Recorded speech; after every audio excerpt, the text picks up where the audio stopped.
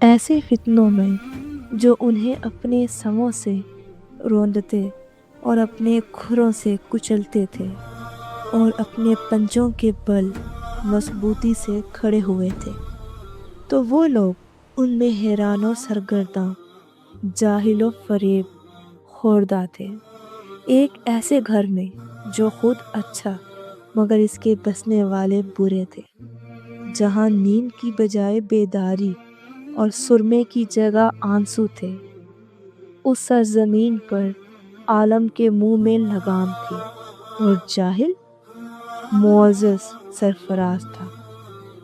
اسی خطبہ کا حصہ جو اہل بیت نبی علیہ السلام سے متعلق ہے، وہ سر خدا کے امین اور اس کے دین کی پناہ گاہ ہیں، علم الہی کے مخزن اور حکمتوں کے مرچے ہیں، آسمانی کتابوں کی گھاٹیاں اور دین کے پہاڑ ہیں۔ انہی کے ذریعے اللہ نے اس کی پشت کا خم سیدھا کیا اور اس کے پہلوؤں سے زحف کی کپکپی دور کی۔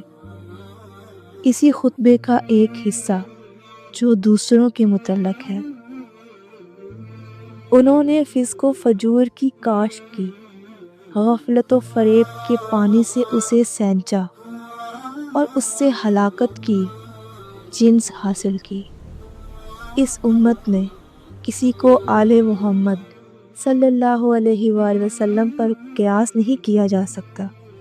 جن لوگوں پر ان کے احسانات ہمیشہ جاری رہے ہیں، وہ ان کے برابر نہیں ہو سکتے۔ وہ دین کی بنیاد اور یقین کے ستون ہیں۔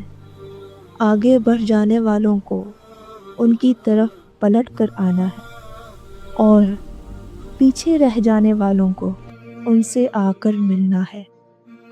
حق ولایت کی خصوصیات انہی کے لیے ہیں اور انہی کے بارے میں پیغمبر کی وصیت اور انہی کے لیے دین وراثت ہے۔